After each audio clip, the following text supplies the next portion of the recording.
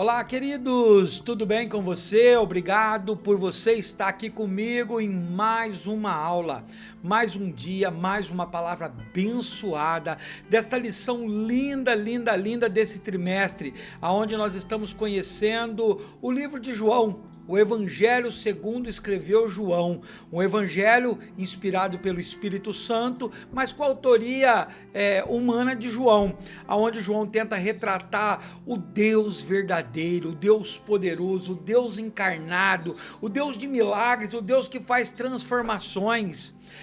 Obrigado por você que está comigo, obrigado por você que comentou a semana passada. Olha, teve vários comentários, muito obrigado. Que Deus te abençoe ricamente, muito, muito, muito mesmo, porque nós não temos recurso para pagar. Eu vi que eles pagam para que o YouTube forneça para mais pessoas. Não adianta, nós aqui, a nossa função é trazer uma palavra de Deus inspirada para o teu coração, aonde pode talvez te ajudar na tua aula. Você que é professor, você que é professora, você que é aluno que quer aprender mais, você que é uma pessoa que quer buscar um pouco mais de conhecimento, talvez eu possa te trazer algo que você possa trabalhar melhor, mas eu não sou o sabedor, eu não sei tudo. Eu me coloco à disposição de Deus para que Ele me use e faça conforme a vontade dEle. Então, vamos orar? Querido papai, boa noite, bom dia, boa tarde, Senhor. Eu não sei que hora, Pai, essas pessoas estarão, Senhor, assistindo este vídeo, mas, Senhor, obrigado pela tua natureza, a tua natureza, Senhor, que é onipotente, é onipresente, é onisciente. És um Deus que faz, que restaura, que trabalha em nossos corações. O que te pedimos agora é que o Espírito Santo, Deus poderoso, Espírito Santo, venha agir em nós, nos dando ensinamento, discernimento, sabedoria que vem do alto. Faça, Senhor, em nós morada. Ensina-nos, Senhor, a melhor forma de viver segundo o teu evangelho. Fica conosco, professor, nos ensina. Em nome de Jesus, amém e amém. Vamos lá então, queridos, para a nossa lição da revista Betel Dominical Adultos. O tema desse trimestre é Jesus Cristo, o Filho de Deus, a verdade que transforma.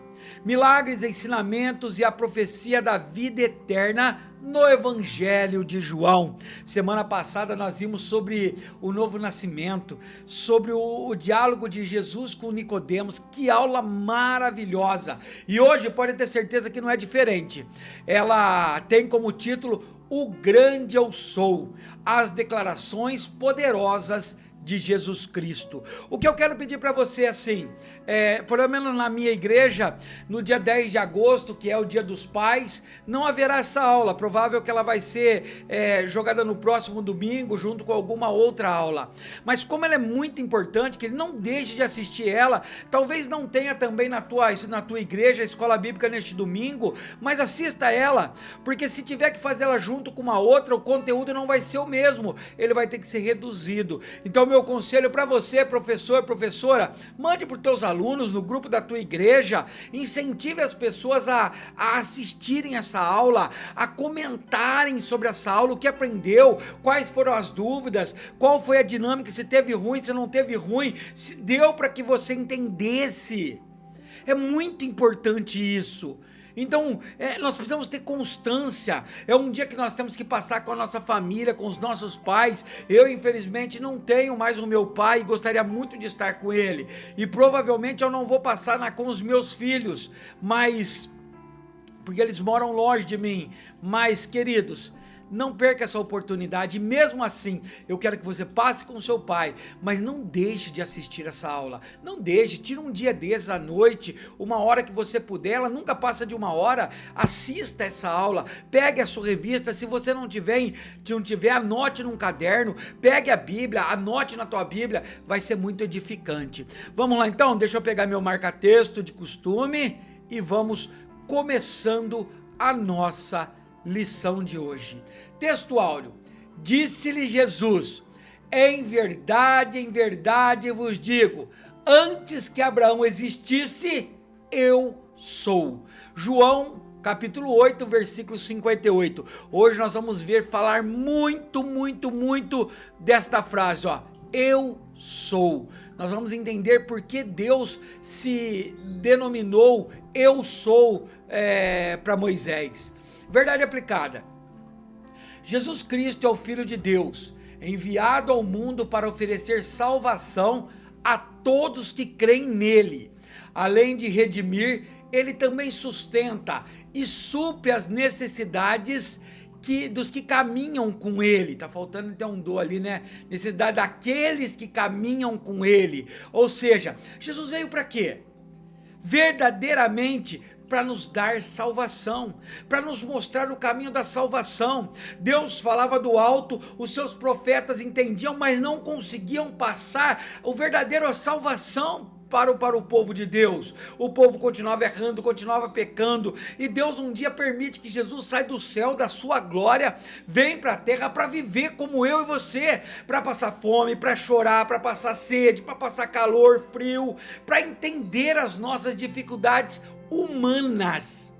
E aí ele entende, e ele também veio para quê? Para te redimir, para fazer essa ligação de volta entre nós e Deus, aquela ligação cortada por Adão no paraíso. Por isso que ele é o segundo Adão. O que Adão errou, Jesus veio para consertar, e ele supre as nossas necessidades. Talvez você esteja passando por necessidades neste momento e pode me questionar, mas Kleber, como que Deus supre as minhas necessidades se eu não tenho nada na minha casa? Queridos, Deus supre. Quando você lança sobre Ele toda a sua ansiedade, Ele cuida de você. Deus só não cuida de nós quando nós brincamos de adorar a Deus, quando nós brincamos de servir a Deus, quando nós pedimos, mas ao mesmo tempo estamos fazendo. Sem fé é impossível agradar a Deus. Agrada ao Senhor, tenha fé, faça a obra dEle, e você vai ver que Ele vai te sustentar. Mateus capítulo 6, versículo 33 diz: buscai primeiro o meu reino, a minha justiça. Não é só buscar o reino de Deus, mas também a sua justiça. E ele diz: e as demais coisas, ou seja, o teu sustento, Ele fará. Objetivos dessa lição, por que nós vamos estudar essa lição de hoje?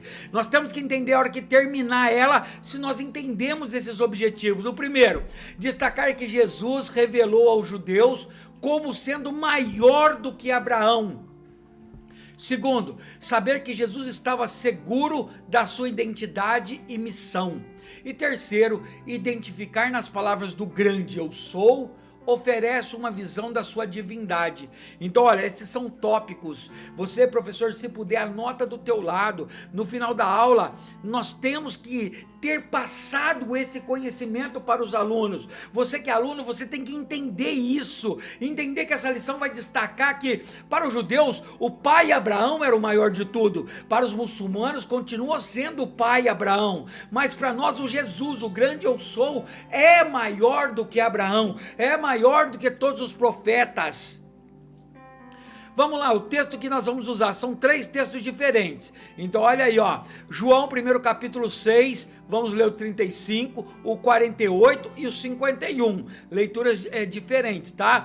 Depois nós vamos pular para João capítulo 8, vamos ler um versículo 12 e o 58. E por fim, João capítulo 11, versículo 25, que vai entender o contexto do que nós vamos estudar hoje, ó. João 6, 35. E Jesus lhes disse: eu sou o pão da vida. Vai prestando atenção, tá? Então, eu sou o pão da vida. Aquele que vem a mim não terá fome, e quem crê em mim nunca terá sede. Versículo 48. Eu sou o pão da vida. Versículo 51. Eu sou o pão vivo que desceu do céu, e se alguém comer deste pão, viverá para sempre. O pão que eu der é a minha carne, que eu darei pela vida do mundo. O 8, falou-lhes pois Jesus outra vez, dizendo, mais uma vez, eu sou, mas agora a luz do mundo. Quem me segue não andará em trevas, mas terá a luz da vida. 58, disse-lhe Jesus, em verdade vos digo que antes que Abraão existisse, eu sou, não é eu era, eu sou, eu continuo sendo. E João 11, 25, disse-lhe Jesus, eu sou a ressurreição e a vida. Quem crê em mim, ainda que esteja morto, viverá. Então nós vamos entender esse texto. Deixa eu tomar um cafezinho hoje para me animar. Ó, minha xicrinha que o meu amor me deu. Eita, coisa boa, hein? E um cafezinho para animar. E olha, tomar um cafezinho desse tanto aqui, ó, é para dar energia, hein?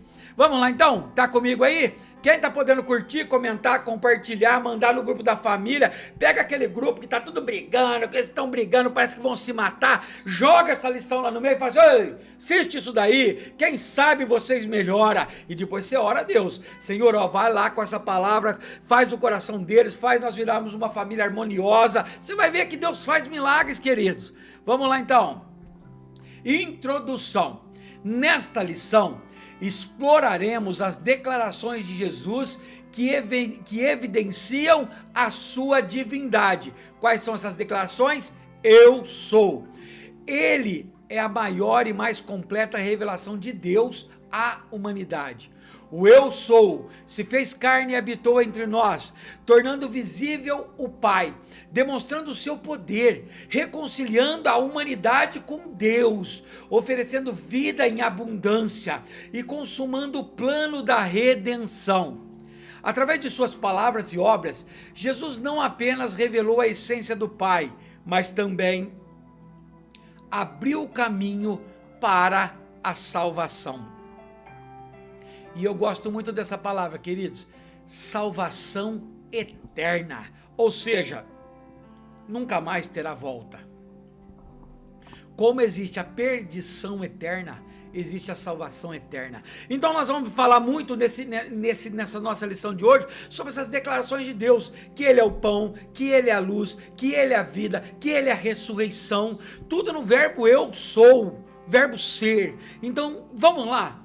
Vamos junto comigo nesta lição? Vou continuar para aqueles que são críticos e reclamam, vou continuar lendo texto por texto, porque a minha função aqui é expressar o que está escrito nesta revista, é estudarmos capítulo, versículo, linha por linha, ó, já estou misturando com a Bíblia, linha por linha, texto por texto, versículo que der para a gente estudar, para que na hora da aplicação na aula, o professor, a professora já tenha um entendimento um pouco maior. Volto a minha frase, não existe ruim professor, existe professor que não se prepara, que não domina o que ele vai lecionar. É erradíssimo um professor aceitar a atribuição de ser um professor, mas não estudar a revista, não estudar a lição, e chegar no domingo, 5 horas da manhã, 6 horas da manhã, não sei, acordar para fazer uma leitura rápida e depois ter que dar essa aula. Não, queridos,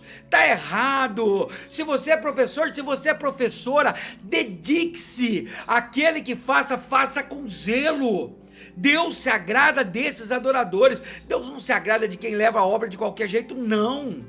Faça-la com perfeição, estuda, pergunta, assista esse vídeo, assista outros vídeos, leia a Bíblia, busque subsídios, para que você dê a aula na melhor essência. Lembra que você não está dando a aula para alunos, você está transmitindo a palavra, o poder de Deus às pessoas. Você é o canal para isso. Se prepara. Tópico 1, tópico 1. A divindade de Jesus. Lembrando que João, ele tenta provar a todo instante que Jesus, homem, era Deus. Como ele diz, como as cartas de Paulo diz, ele era Deus, mas de maneira nenhuma usurpou ser igual a Deus. Ele era 100% homem e 100% Deus. O Evangelho de João registra alguns momentos nos quais Jesus declarou eu sou. Olha o tanto de versículo que tem essa frase eu sou, ó. João 4:26, 6:35, 48:51, 8, 12, 18, 24, 28, 58. O capítulo 10, versículos 7, 9, 11, o capítulo 14, versículo 25, capítulo 13, versículo 29, capítulo 14, versículo 6, capítulo 15, versículos 1 e 5, capítulo 18, versículos 5, 6 e 8. Olha o tanto de vezes que ele declara: eu sou o pão da vida, eu sou a tua cura, eu sou o teu sustento. Deus é o eu sou para a tua vida, Ele é o teu socorro bem presente na hora da angústia, Ele é a mão forte que te segura e te levanta. Creia que Deus pode ser tudo o que você precisa. Eu não vou colocar todos esses versículos, porque senão, queridos, a aula vai ficar extensa demais, mas abra a tua Bíblia, grifa, anota, marca, conta, leva para os teus alunos um resumo disso. O que aponta para a sua divindade, a sua natureza divina. Todas essas frases, eu sou, escrita no Evangelho de João, era como se se Jesus estivesse dizendo: eu sou Deus, eu sou Deus, eu sou Deus, eu sou tudo o que você precisa. Dessa forma, o Filho de Deus revela que há nele a mesma autoridade e os mesmos atributos do Pai. 1.1. Jesus revela ser o Messias. E tem muita gente, você entra em podcasts, que coloca que Deus não, de forma nenhuma, que Jesus de forma nenhuma se declarou que ele era Deus, de forma nenhuma ele usurpou falar que ele era Deus. Então ele não era Deus, ele era um profeta, ele era um sacerdote, mas ele próprio declara que ele é o Messias, o que havia de vir, o que era.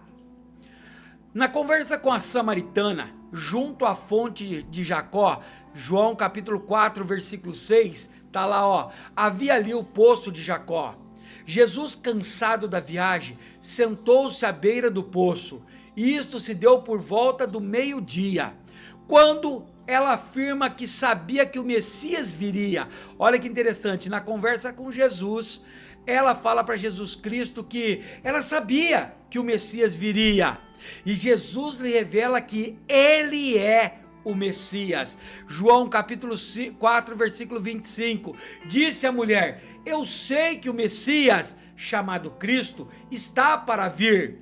Quando ele vier, explicará tudo para nós. E aí Jesus vai lá e fala: eu sou o que você estava esperando. Enquanto tem muitas pessoas dizendo que Jesus, de forma alguma, se declarou que ele era Deus. A primeira fala dele, a primeira conversa dele com a mulher samaritana, ele está explicando que há de vir aquele que é maior do que Jacó, do que o poço, do que tudo. E aí ela fala assim: não, eu acredito, ele vai vir mesmo, eu sou samaritana, mas eu acredito. E aí ele declara: então, eu sou o Messias que havia de vir. Para um samaritano, queridos. Assim se apresenta a natureza divina do Filho de Deus. Então devemos continuar em sua presença, glorificando o seu santo nome, porque o grande eu sou tardará porque o grande eu sou, epa, tem uma palavra importante aqui, ó, não tardará em vir nos buscar. Tem gente que está levando isso de qualquer jeito, que acha que Jesus não vai voltar. Mas, querido, podemos ser a geração do arrebatamento. As provas estão às portas. Todos os telejornais, tudo que você vê pelo mundo inteiro, dá a entender que Jesus, o Messias, está voltando, que o anticristo está para se levantar. Se pegue em Cristo.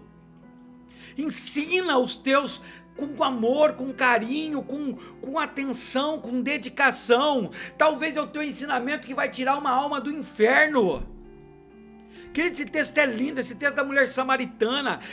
No fim de semana passado, no sábado passado, eu tive a oportunidade de pregar na igreja do Evangelho Pleno aqui de Ibaté, no bairro do Jardim Cruzado. Pastor Valdecir, que Deus te abençoe. Pastor Márcio, obrigado por essa oportunidade. E Deus me trouxe uma palavra muito, Deus me trouxe não, perdão. O tema deles era sobre o bom samaritano. E nós discutimos um pouquinho por que os judeus odiavam tanto os samaritanos. A história é clara: quando o reino se divide após Salomão, com a brigaiada dos seus filhos, com aquele rolo que Salomão já tinha perdido o controle do seu reino. O reino é dividido entre reino do norte e reino do sul, Israel e Samaria de um lado, Judá e Jerusalém de outro.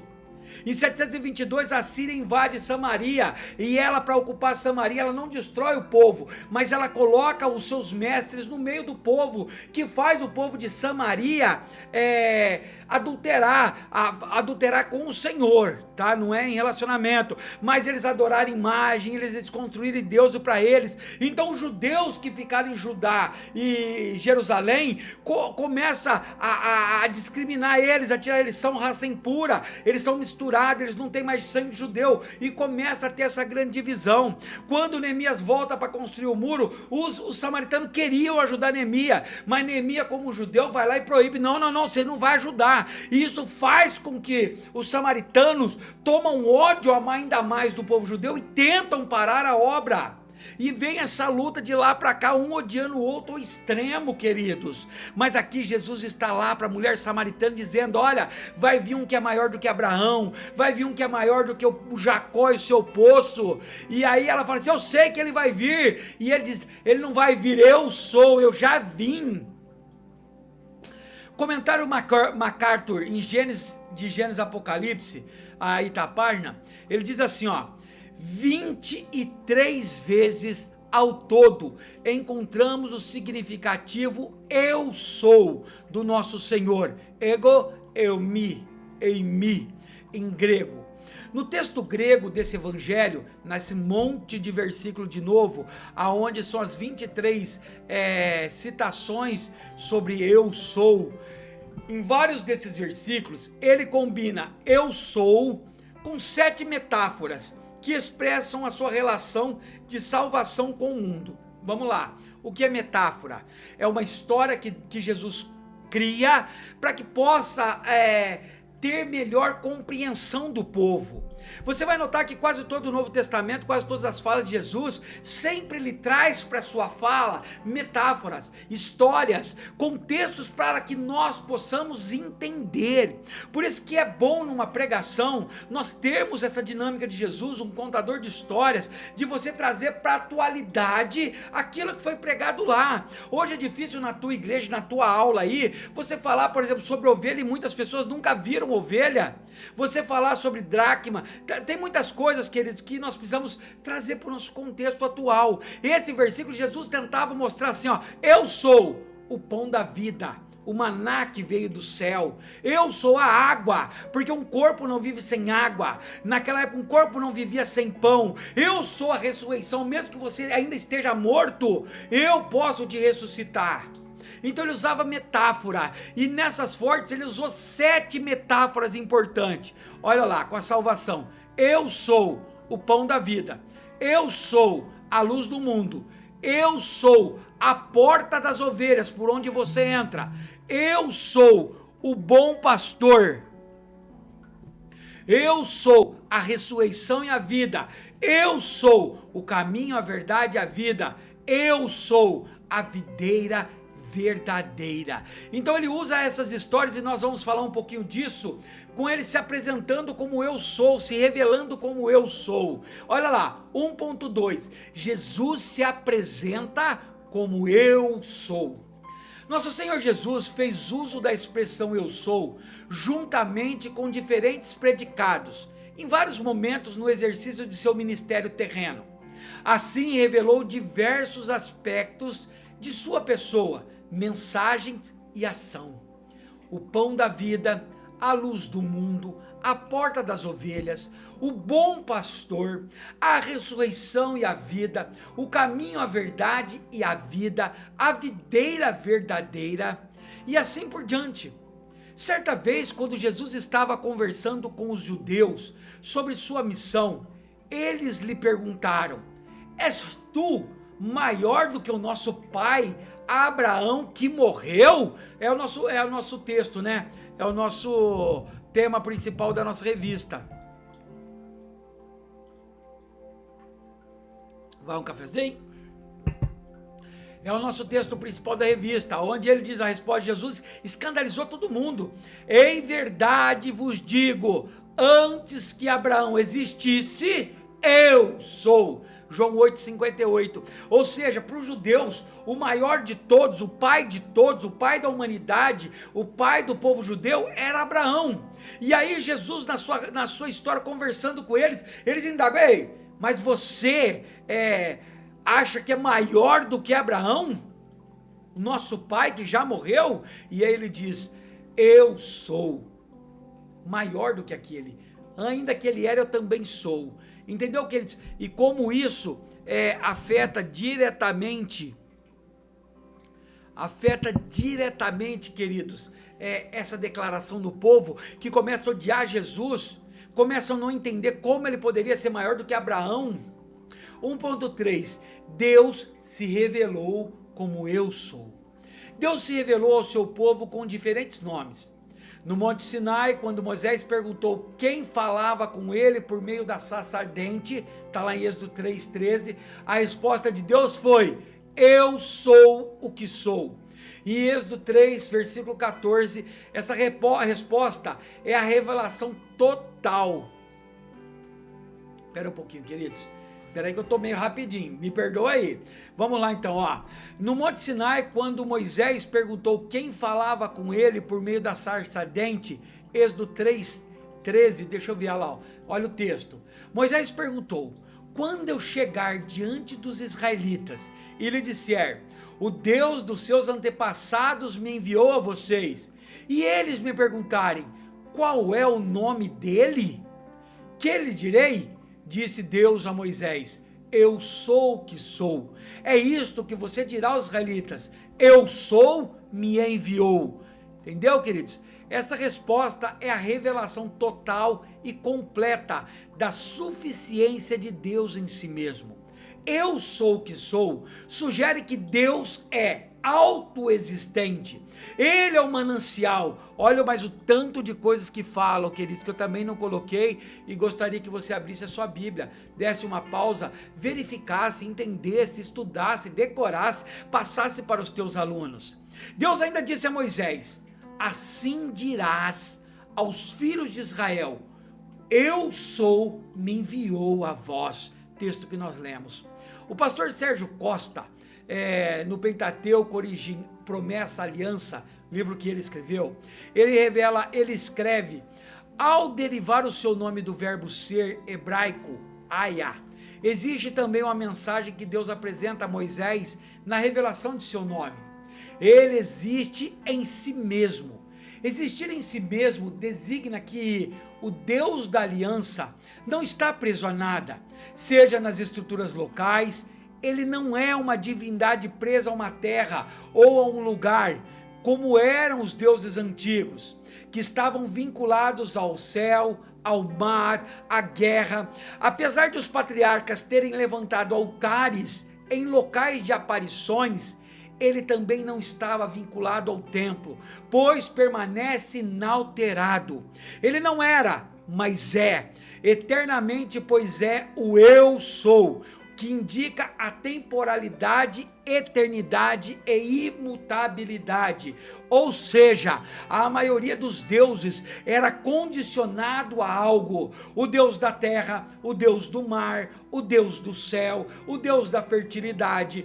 Queridos, mas o Deus nosso, o eu sou, ele não tem paredes, ele não tem moldura, ele não tem quadro, ele não é o Deus da Assembleia de Deus, ele não é o Deus da Presbiteriana, ele não é o Deus da Quadrangular, ele não é o Deus da Testemunha de Jeová. O grande eu sou é um Deus único e existente. Ele é atemporal, ele não era, ele não vai ser, ele é sempre atual, ele é eterno, ele não acaba de geração em geração, ele continua sendo o eu sou. Ele é imutável, nele não há variação de dúvida, de mudança.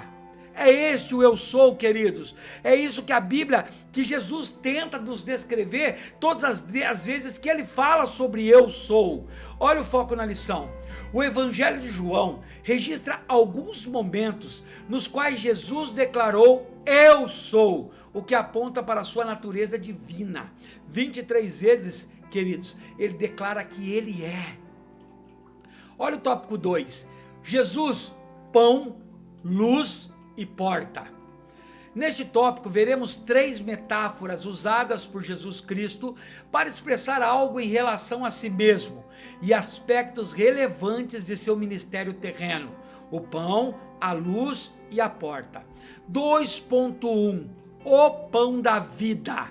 Jesus estava declarando que ele era o pão da vida, que ele é o nosso alimento.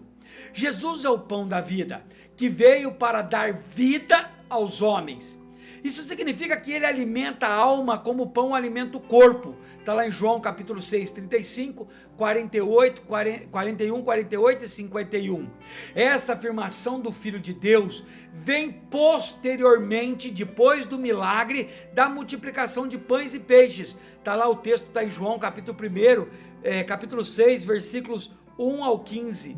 Na conversa com Jesus, os judeus disseram que seus pais comeram maná no deserto, diante de Moisés, seu maior profeta. João 6,31, olha lá. Os nossos antepassados comeram maná no deserto, como está escrito, ele lhes deu o que comer, pão do céu.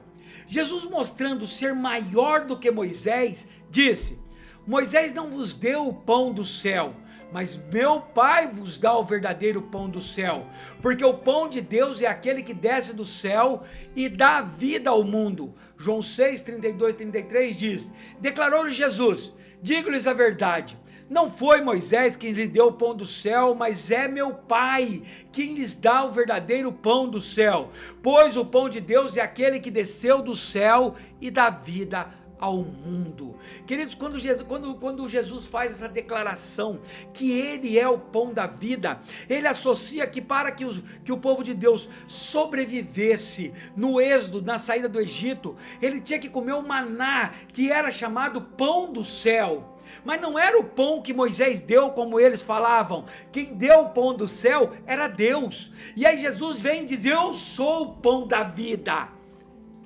Eu sou o pão da vida, ou seja, eu sou o que alimenta o teu espírito. O pão físico feito com farinha de trigo ou qualquer outro produto, ele alimenta o teu corpo. Eu alimento o teu espírito. Sem o pão da vida, você não tem vida espiritual. Olha o que o comentário MacArthur fala agora, ó.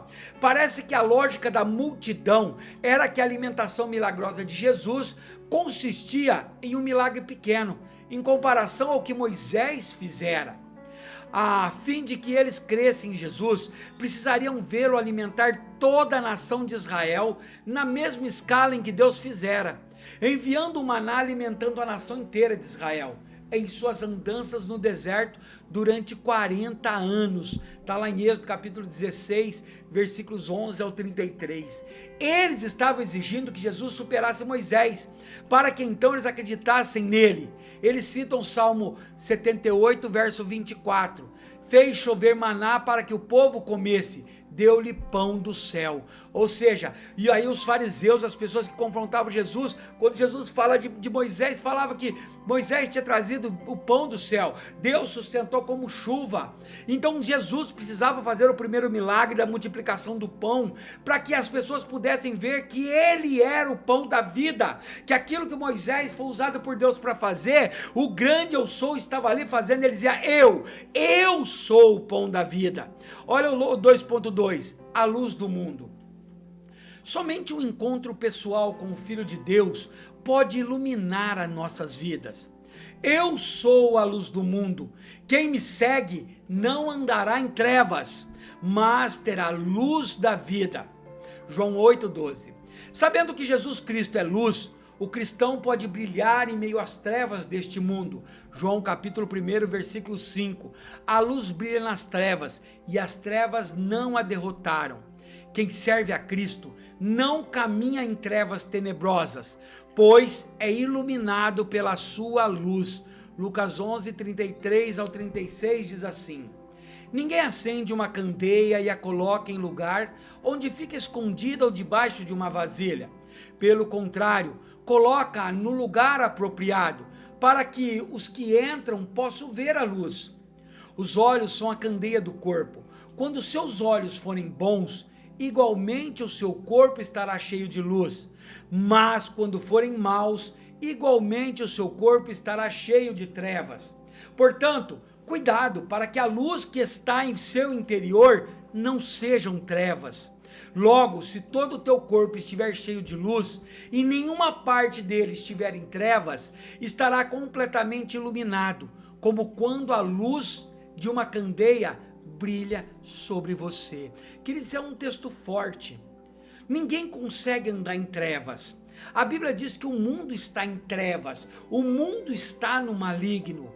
Quando Deus te chama, quando Deus me chama, quando Ele nos escolhe e determina que nós estejamos na luz, que Ele é a luz, e Ele diz que nós também somos luz neste mundo, é para que onde nós entramos, nós não escureçamos o ambiente, que nós não deixamos o povo confundido, mas que a luz de Cristo que habita em nós seja o caminho para quem está em treva. As pessoas, quando olham para nós, têm que enxergar uma saída, um caminho seguro.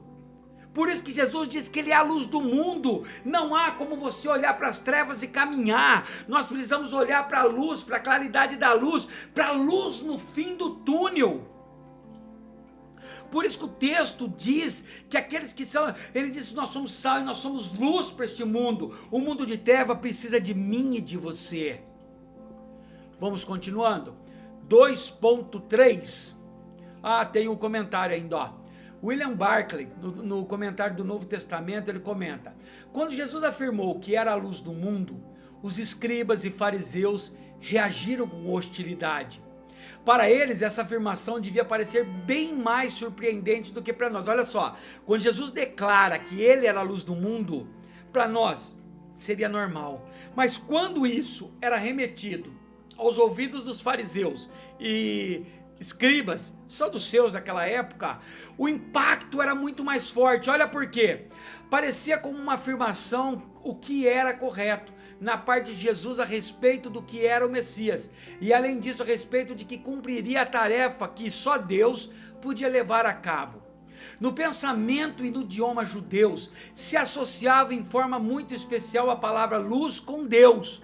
O Senhor é minha luz, Salmo 27:1. O Senhor será a tua luz perpétua, Isaías 60:19. Quando eu guiado por sua luz, caminhava pelas trevas, Jó 29:3. Se morar nas trevas, o Senhor será minha luz, Miqueias 7:8. Os rabinos sustentavam que o nome do Messias é luz. Quando Jesus afirmou que era a luz do mundo, estava fazendo a maior afirmação que podia pronunciar. Ou seja, quando ele disse que ele era a luz, ele fazia com que os escribas, com que os fariseus se identificavam no Velho Testamento com as passagens do Senhor dizendo que ele era a minha luz, que ele era a luz perpétua, que ele era guiado pela luz. Então toda vez que se referia ao Messias que haveria de vir,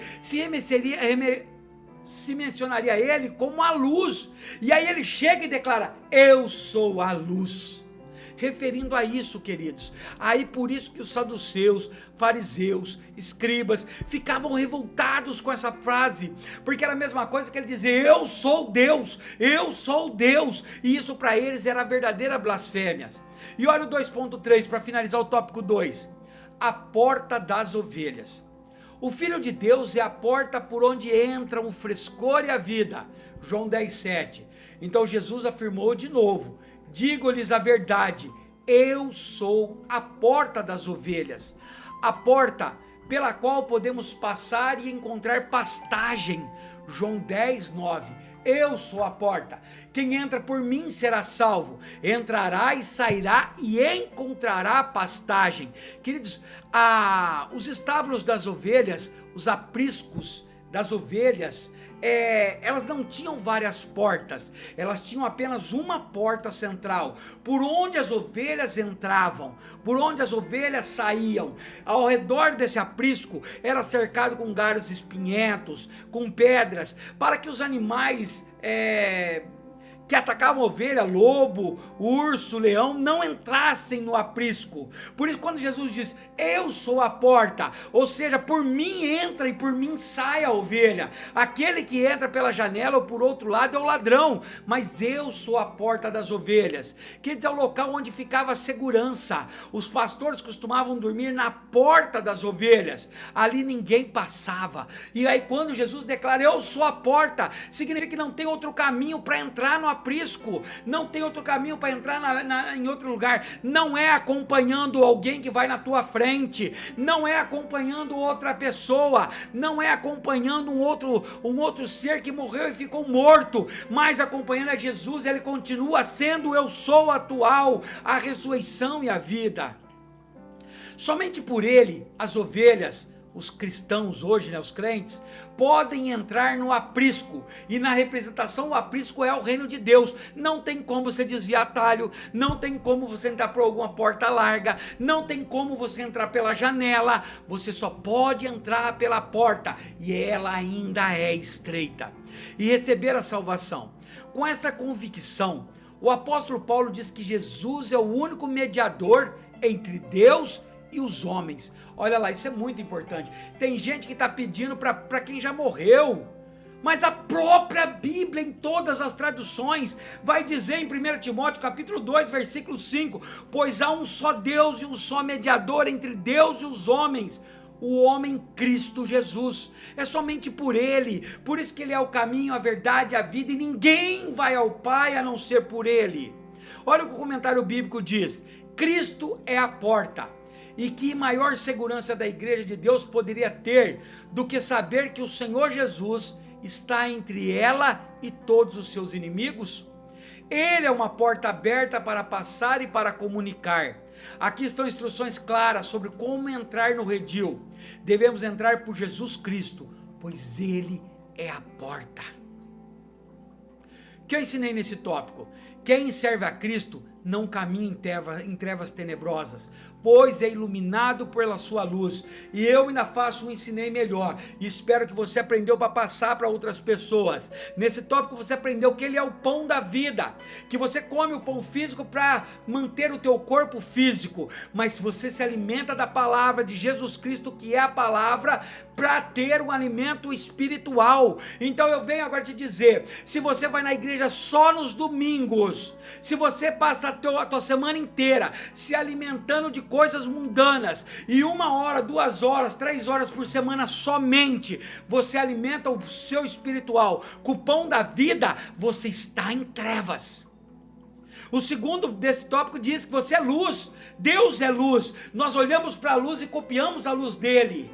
E terceiro, ele é a porta, não tem outro caminho, não adianta você tentar entrar no céu por uma outra forma, pegando atalho, pedindo ajuda, indo de muleta, não, só um caminho, só uma porta, e ela se chama Jesus Cristo. E aí, queridos, como está a aula até agora? Será que eu já mereço um joinha? Será que eu já mereço uma curtida? Será que eu mereço que você compartilhe com alguém? Será que eu mereço um comentário teu que me deixa tão feliz? Espero que sim. Se ainda não, vamos lá para o terceiro, quem sabe eu consiga. Terceiro e último tópico, 3. Jesus, a ressurreição e a vida, o caminho, a verdade e a vida, e a videira verdadeira. Neste tópico vamos refletir sobre mais alguns predicados que acompanham a afirmação de Jesus Cristo sobre si mesmo, eu sou, que o identifica com a natureza de Deus. Assim, Jesus veio para restaurar, olha para que ele veio, restaurar e conceder vida, mediar a relação entre o ser humano e o Pai Celestial, e proporcionar as condições necessárias para frutificarmos conforme o propósito divino para a glória de Deus. Para isso Jesus veio, queridos. Ele veio principalmente para nos trazer salvação. O que é a salvação? É nos ligar de volta com o nosso Criador, voltarmos a Deus. Por isso que a palavra diz, se buscar a Deus e Ele vai te responder. 3.1, a ressurreição e a vida. João descreve a morte de Lázaro e destaca a dor de Marta pela perda dos irmãos. Olha o que ela diz pelo irmão: Senhor, se tu estivesses aqui, meu irmão não teria morrido. João capítulo 11, versículo 21. Jesus então disse a Marta que Lázaro iria ressuscitar. Olha lá, disse-lhe Jesus: o seu irmão vai ressuscitar. Talvez Marta não acreditasse que isso seria possível pelo poder de Jesus, e afirmou que sabia que seu irmão haveria de ressuscitar na ressurreição do último dia. Olha lá, João 11, 24. Marta respondeu: eu sei que ele vai ressuscitar na ressurreição do último dia. Entretanto, para que ela reconhecesse o poder do Filho de Deus, ele se apresentou como a ressurreição e a vida. Disse Jesus: eu sou a ressurreição e a vida. Aquele que crê em mim, ainda que morra, viverá. E em seguida o mestre ressuscitou Lázaro. João 11, 43 e 44. Depois de dizer isso, Jesus bradou em alta voz: Lázaro, venha para fora. O morto saiu com as mãos e os pés envolvidos em faixas de linho e o rosto envolto num pano. Disse-lhe Jesus: tirai as faixas dele e deixe-no ir. Queridos, Jesus se apresenta para Marta, a família que ele amava. Lembra, Jesus, quando soube da notícia de Lázaro, a hora que ele está a caminho, a Bíblia diz que ele chorou, ele sentiu compaixão. E quando ele chega perante Marta, Marta chega chorando aos pés dele e fala: Senhor, se o Senhor estivesse aqui, o Senhor teria curado ele antes dele morrer. Como Jesus, se ela falasse para Jesus: o Senhor é capaz de curar qualquer coisa, mas não de ressuscitar mortos. E Jesus diz e fala assim: Marta, Marta, ele vai viver, ele vai ser ressuscitado. E aí ela fala para: eu sei, naquele grande dia lá no céu, quando vier o Messias, ele ressuscitará os mortos. E aí Jesus diz: não, você ainda não entendeu, Marta. Eu sou a ressurreição, eu sou a vida, eu sou o caminho. Aquele que crê em mim, ainda que morra, vai ressuscitar. Ele se declara para ela sobre o poder sobre tudo, que ele era Deus, poder sobre a morte, a vida, sobre a doença, a enfermidade, sobre o tempo. Olha o que a Bíblia de Estudo, a aplicação pessoal diz: quando Jesus viu o choro e a lamentação da família de Lázaro, também chorou publicamente. Talvez tenha sentido a mesma tristeza que as irmãs de Lázaro sentiram, ou estivesse preocupado com a descrença delas. Seja qual for o caso, Jesus mostrou que se importava bastante, a ponto de chorar conosco quando estamos tristes. Jesus ressuscitou outras pessoas, incluindo a filha de Jairo, está lá mais um monte de texto, e o filho da viúva de Naim também, sentindo também compaixão. Queridos, eu não entendo porquê, eu não tenho como eu falar que eu vou ter uma revelação, que Jesus chorou porque ele sentiu dor pela tristeza de Marta e Maria. Eu não tenho como dizer que não, que ele chorou pela incredulidade. Eu só tenho a dizer que Jesus se compadece das suas dores, Jesus se compadece do seu sofrimento, Jesus é misericordioso e ele se compadece do que você está passando. Por isso que a frase final dele: aquele que crê em mim, ainda que morra, vai ressuscitar. Vamos lá, 3.2, que eu já estou me empolgando, já vira pregação aqui, queridos. 3.2, deixa eu beber um golinho de café, mostrando aí a carinha do meu amor. 3.2, o caminho, a verdade e a vida. Sou apaixonado por esse texto, João capítulo 14, versículo 6. Para mim é um dos versículos mais fortes que tem na Bíblia. Ele diz que ele é o único caminho, ele diz que ele é a única verdade, ele diz que é a vida. E o versículo termina em ninguém vai ao Pai através de outras intercessão, somente por Cristo. Jesus resume sua missão e identidade dizendo que ele é o caminho, a verdade e a vida. Ou seja, ninguém vai ao Pai sem que ele seja o mediador. Essa afirmativa nos assegura de que ninguém pode salvar a si mesmo pelos seus próprios méritos. Ou seja, deixa eu botar uma exclamação aqui: você não vai ser salvo por fazer obras, para que ninguém se glorie. Você não vai conquistar a sua salvação sendo bonzinho e ajudando os outros, mesmo que a Bíblia te ordene a fazer isso, porque aquele que é salvo tem prazer em ajudar o próximo, aquele que é salvo tem prazer em ajudar a viúva, o órfão, o necessitado, mas você não faz isso para obter a salvação é só através dele, ele que é o caminho, não é as minhas boas obras. Somente Jesus nos dá vida em abundância. Lembra João 10:10? O ladrão vem apenas para furtar, matar e destruir. Mas eu quem? Jesus, vim para que tenham vida e a tenham plenamente. A verdade que o Filho de Deus apregou é o reino dos céus. Eu já até citei esse versículo hoje, né? Busquem, pois, em primeiro lugar o reino de Deus e a sua justiça, e todas essas coisas lhe serão acrescentadas. Quais são essas coisas? Carro importado, casa, mansão, casa na praia? Não, queridos, alimento, roupa, paz, que é o maior de tudo. Ele é o caminho seguro que nos leva ao Pai.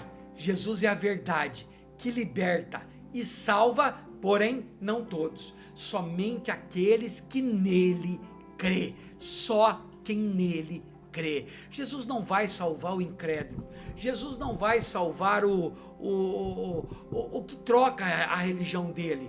Jesus só vai salvar aquele que crê que ele é o caminho, a verdade e a vida, que ele morreu e ressuscitou. Olha o que a Bíblia de Estudo Roman diz: só Jesus é capaz de prover acesso a Deus, porque só ele pagou a pena pelos nossos pecados. Está lá Isaías 53:5 e Hebreus 1:3. Ele é a verdade, João capítulo 1, versículo 14, versículo 17, capítulo 5, versículo 33, capítulo 18, versículo 37. Todas as reivindicações contrárias são falsas, só ele é a vida, e tem vida em si mesmo. Portanto, ele pode dar vida eterna a todos que creem nele.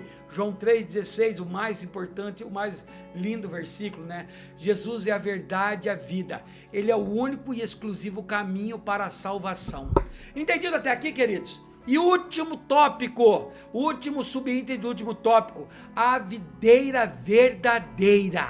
Preste atenção para nós concluirmos com chave de ouro. Espero que até agora você esteja aprendendo, que você tenha adquirido alguma coisa, que eu possa ter te levado algo que vai te ajudar no teu dia a dia, na tua edificação, no teu alimento espiritual, na tua aula. 3.3, a videira verdadeira. O crente só pode ter uma vida frutífera se estiver unido à videira verdadeira, que é Cristo. Pois sem ele nada podemos fazer. João 15, versículo 1 e versículo 4. Eu sou a videira verdadeira, o meu pai é o agricultor. Permaneçam em mim e eu permanecerei em vocês. Nenhum ramo pode dar fruto por si mesmo, se não permanecer na videira. Vocês também não podem dar frutos, se não permanecerem em mim. Quando estamos unidos a Cristo, damos muitos frutos. Afinal, todo discípulo é chamado por Jesus para dar bons frutos. Olha lá, Mateus 7, versículo 17 a 20. Deixa eu ver, coloquei. Semelhantemente, toda árvore boa dá bons frutos, mas a árvore ruim dá frutos ruins. A árvore boa não pode dar frutos ruins, nem a árvore ruim pode dar frutos bons. Toda árvore que não produz bons frutos é cortada e lançada ao fogo. Assim, pelos seus frutos, vocês o reconhecerão. Como eu queria agora dar uma pausa aqui e a gente estudar esse texto. Esse texto é maravilhoso, querido. Esse texto é lindo. Olha só, se você não produz fruto, você é cortado e lançado ao fogo. O que se identifica? Você é tirado da presença de Deus. Você é tirado do aprisco das ovelhas. Muitas pessoas têm se afastado e nós achamos que não funcionou, foi alguma coisa. Muitas vezes é Deus que está tirando do nosso meio as videiras falsas, porque nós vamos conhecer a verdadeira videira pelo seu testemunho. Você tem um bom testemunho? Você, quando está fora da igreja, também é vista como um homem, uma mulher de Deus? Isso é muito importante. Queridos, quando se fala da videira verdadeira, eu sou técnico agrícola também. Para quem cultiva uvas, que que a videira nada mais é do que uma parreira de uva, um pé de uva, a videira. No meio das uvas, no meio dos pés de uvas, existe uma videira que é considerada como o pé de uva falso, que ele é igual à uva normal, mas ele não dá frutos. Os frutos quando dá são pequenininhos, ele não produz fruto, é uma videira falsa. Muitas vezes nós temos que cortá-la, enxertar com uma videira verdadeira, que é Cristo, e aí você sela ela a partir daquele pé, que era a videira falsa.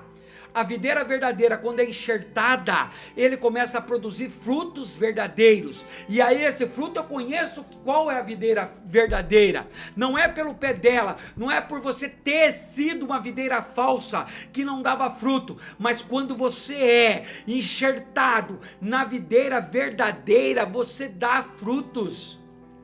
Olha o que esse comentarista diz: devemos examinar a apresentação da igreja feita por João. Na alegoria da videira acham-se informações bastante surpreendentes, exatas ao ensino deste evangelho e seu contexto. O Antigo Testamento usa a imagem do vinhedo como símbolo de Israel. Em outras palavras, esta metáfora em muitos contextos representa o povo de Deus, que é o que nós entendemos aqui. Contudo, em geral, esta imagem está relacionada com um contexto de julgamento. Jesus é o tronco, o Pai é o jardineiro, e os crentes em Jesus são os ramos. O que eu ensinei? O crente só pode ter uma vida frutífera se estiver unido à videira verdadeira, que é Cristo. E aí? Conseguiram entender? Conseguiu entender esse tópico? Essa fala da videira verdadeira? Conseguiu entender por que Jesus trabalhava tanto com metáforas, com alegorias, com histórias? Se eu não entender que existe uma videira verdadeira, queridos, eu nunca vou entender que tem uma videira falsa. Talvez exista em nós ainda galhos, raízes que saem da videira falsa, que pode produzir mais frutos, mas quando somos enxertados na videira verdadeira, os ramos começam a produzir. E aí por esses frutos eu vou conhecer. Se me conheces, aqueles que me conheceram, meus amigos que me conheceram no passado, sabem que eu era uma videira falsa, que eu dava más frutos. Mas quando eu fui enxertado pela videira verdadeira, quando eu me liguei em Cristo, os meus frutos começaram a ser bons. Por isso que em mim não pode haver más frutos. Galho que não dá bons frutos são cortados e lançados ao fogo, e sempre eu tenho que me limpar disso. Conseguiram entender isso, queridos? Conseguiu entender? Olha o que Gálatas diz sobre os frutos, ó. Mas o fruto do Espírito é amor, alegria, paz, paciência, amabilidade, bondade, fidelidade, mansidão e domínio próprio. Contra essas coisas não há lei. Conclusão: devemos permanecer em Cristo.